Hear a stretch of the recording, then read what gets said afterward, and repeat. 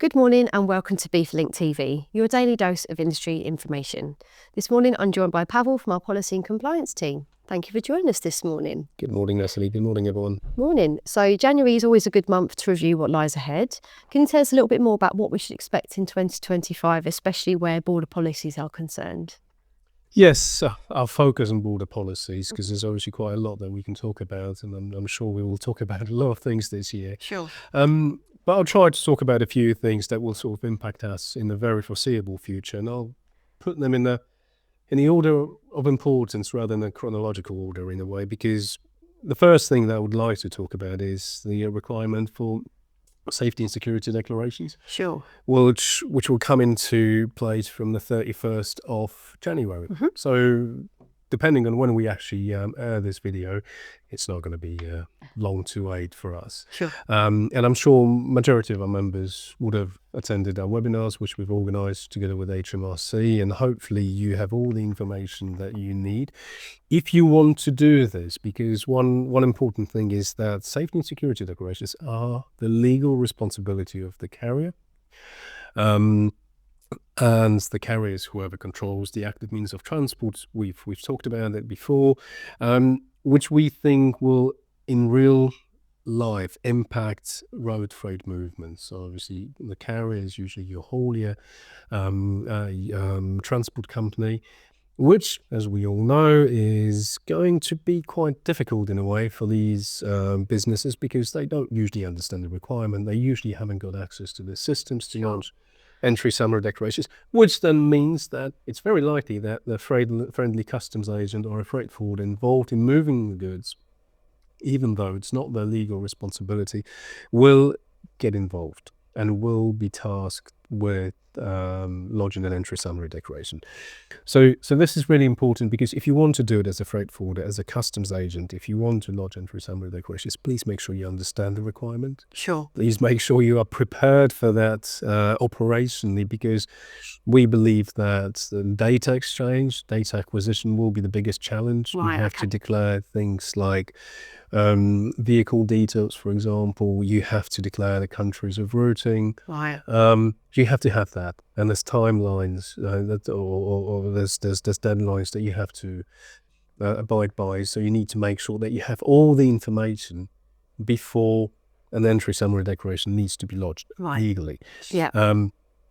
We usually have most of the information, but some bits you may need to work with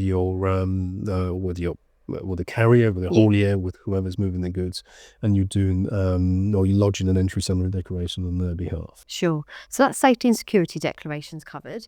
The next item on your list is NCTS 5. NCTS 5, something that, again, we've been talking about for quite some time, and from the 21st of January, what will happen is that we'll see the implementation of the final state rules, as we refer to that, which means that NCTS 5 will be fully implemented across the CTC, or Common Transit Convention area, which is the EU plus a few countries, including the UK. What this means is some extra requirements for transit declarations. I'll mention just a couple, really. One is, for example, the requirements to lodge or to declare commodity codes. Yeah. 6-digit HS codes, or harmonized system codes, will be required for all movements. There will be some flexibility for Northern Ireland, but at least an HS code you'll have to declare for all transit movements. What we'll also see is the removal of a requirement to produce a paper TAD, which is probably a step in the right direction, because you won't have to carry a piece of paper with you. At the same time, we also expect, well, I'm not going to say a hiccup here and there, but probably there may be some operational issues at first, because customs authorities, police, for example, they may not be accustomed to this new requirement, and they may still ask for a paper TAD when there isn't one. Sure. So obviously members need to take that into consideration. Perhaps you still want to print a paper document, give it to the driver, but you won't have to do that. Sure. So that's that. One thing to add is that there will be a revised transit manual supplement. So the moment NCTS final rules go live, the supplement will also be available. So you will find more information about the rules and generally information about transit. And I think if you haven't used the transit manual supplement, it's not that small actually. The supplement makes it sort of feel like a small document, but it's actually quite big. Okay. Please start using that because it's got a lot of information, most of the information that you actually need to move goods under transit. So that's an important thing. 21st of January. Yeah.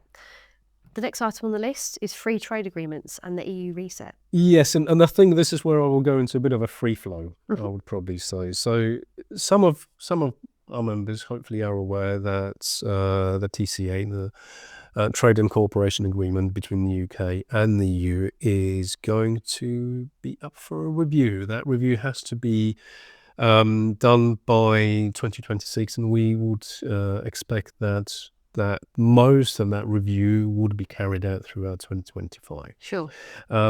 What this means at the moment, we don't quite know, but obviously we see a certain change in the direction. I'm not sure whether that's the right way to put that, but we obviously see that there's more appetite to align our trade policy with the EU's policy. Whether that will translate into a revision of the actual trade agreement, we're not quite sure, but we'll certainly keep an eye on that. And whenever we can, as a trade association representing freight forwarders, customs agents, we'll obviously try and work with the government so that we can receive or we can obtain improvements that we would like to see. And I think we all see that there is quite a lot of scope for improvement, especially around things like safety and security, SBS goods, documentary requirements. I'm sure we can simplify it and quite a lot of procedures and perhaps reduce the amount of paperwork that's required to move goods between the EU and the UK and the EU. But we'll see. We'll obviously, like I said, work with the government and try and help. There's a number of new free trade agreements. One recent one is the CPTPP. Okay. It's the one that people are lying. It was just a comprehensive and progressive agreement for Trans-Pacific Partnership. Love an acronym, don't we? It's great. It's great. I wouldn't normally talk too much about free trade agreements because from our members' perspective, I'm not going to say they're irrelevant. They are relevant because they open new channels, and obviously freight forwarders, we move goods. If moving goods becomes more attractive, then obviously that's more volume for us. But we don't necessarily talk about the technicalities about them because we don't control how the goods are made. We don't talk about rules of origin in detail. Because again, we just basically get something that needs to be declared.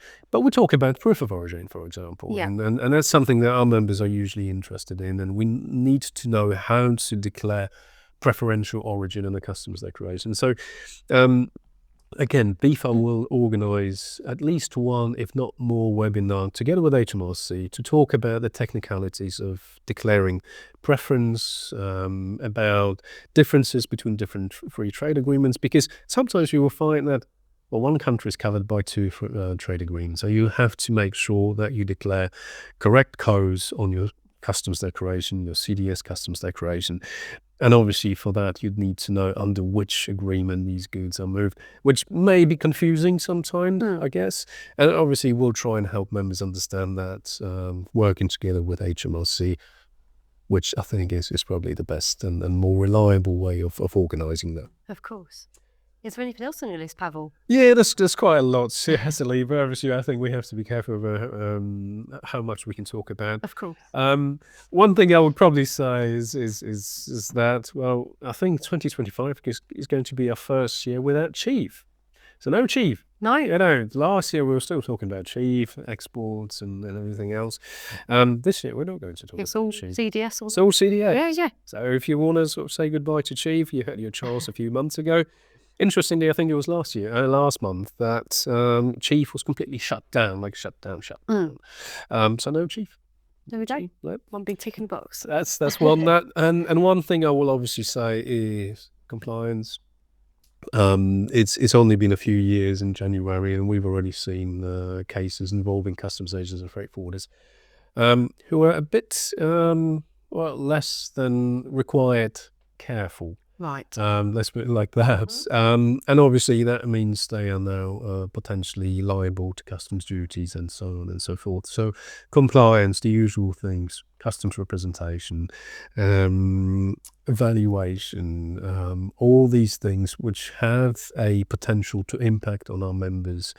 Well, compliance rating, you want to say that? Yeah. But most importantly, compliance usually means money.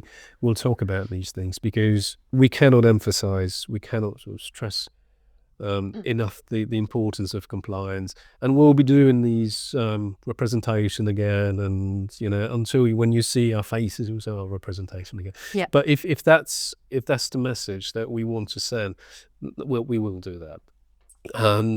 And we will see what else. Yeah.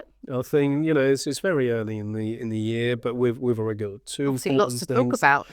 So hopefully, you see us more often on That's this. fantastic. Thank you very much, Paweł, for your detailed update. I'm sure our members will find it really informative. Thank you. That's all for today's episode of Beef Link TV, your daily dose of industry information.